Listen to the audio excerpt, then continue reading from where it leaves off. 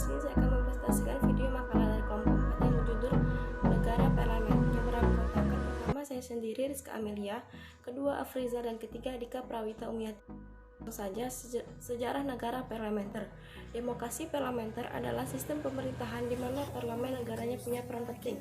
Terdapat sejarah tentang kelahiran demokrasi parlemen yang berawal dari demokrasi secara umum di salah satu kota polis, Athena, Yunani kuno, hingga meluas ke Eropa yang mengalami pencerahan dan akhirnya dikenal di dunia.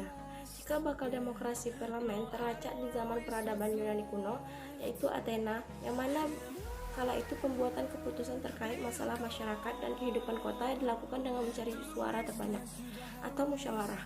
Indonesia pernah menganut sistem demokrasi parlemen mulai dari 17 Agustus 1945 sampai 5 Juli 1959. Pencetus demokrasi parlementer atau liberal di Indonesia adalah Muhammad Hatta dan Sultan Syahrir. Menurut keduanya, sistem tersebut menciptakan partai politik yang biasa berpadu pendapat menciptakan wujud demokrasi sesungguhnya, yakni dari rakyat, bagi rakyat, dan untuk rakyat. Selanjutnya, definisi demokrasi parlementer. Sistem parlementer adalah sebuah sistem pemerintahan yang parlemennya memiliki peran penting dalam pemerintahan.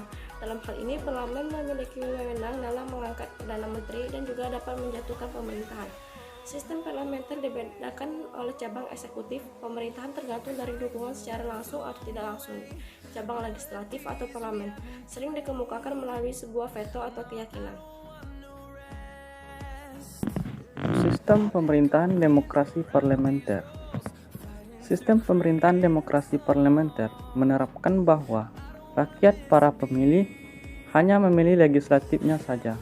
Selanjutnya, para dewan di parlemen atau anggota legislatif akan memilih perdana menteri dan perdana menteri yang akan menentukan anggota para kabinetnya. Dan selanjutnya, dipertanggungjawabkan kepada parlemen yang akan bertindak sebagai lembaga eksekutif. Bentuk penerapan demokrasi parlemen yang pernah berlaku di Indonesia.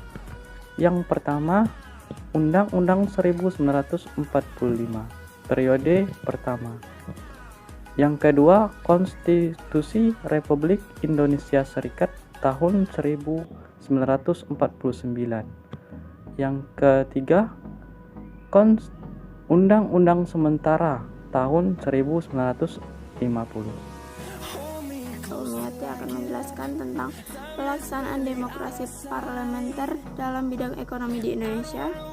Yang pertama, Gunting Syarifuddin, yaitu pemotongan nilai uang atau senering 20 Maret 1950 untuk mengurangi jumlah uang yang beredar agar tingkat harga turun. Yang kedua, program benteng atau kabinet nastir, yaitu upaya menumbuhkan wira swasta dalam mendorong importer nasional agar bersaing dengan perusahaan asing dengan membatasi impor barang tertentu dan memberikan lisensinya hanya pada importer pribumi, serta memberikan kredit pada perusahaan-perusahaan pribumi agar nantinya dapat berpartisipasi dalam perkembangan ekonomi nasional.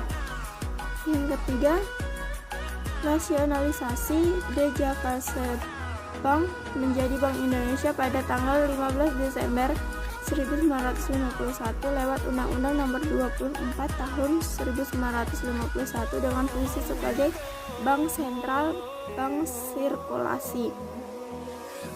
Yang keempat, sistem ekonomi Alibaba atau Kabinet Ali Sastromijoyo I yang diperkasai Mr. Ishak Cokrohadisurio, yaitu penggalangan kerjasama antara pengusaha Cina dan pengusaha pribumi. Yang kelima, pembatalan sepihak atas hasil-hasil konferensi meja bundar termasuk pembubaran Uni Indonesia Belanda.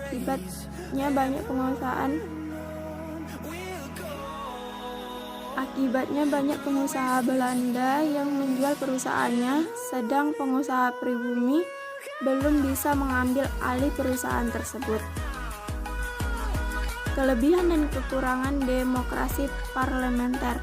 Kelebihan demokrasi parlementer antara lain: yang pertama, pembentukan kebijakan dapat dilakukan dengan cepat karena adanya antara eksekutif legislatif yang merupakan satu bagian partai. Yang kedua, pelaksanaan tanggung jawab dan pembuatan kebijakan jelas. Yang ketiga, pengawasan parlemen terhadap kabinet ketat sehingga potensi kesalahan dalam pelaksanaan. Kekurangan demokrasi parlementer. Yang pertama, jabatan kuasa eksekutif atau kabinet bergantung pada dukungan parlemen yang berakibat suatu waktu bisa dijatuhkan parlen. Yang kedua, periode pemerintahan eksekutif tidak selalu berjalan sesuai tergantung suara parlemen. Yang ketiga, waktu pelaksanaan pemilu atau pemilihan umum selalu berubah-ubah.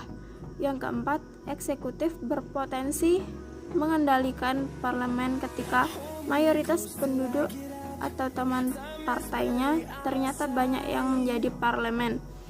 Yang kelima atau terakhir, parlemen dijadikan wadah kaderisasi para calon eksekutif karena dimanfaatkan untuk mengisi jabatan eksekutif dan menteri dengan pengalamannya selama parlemen.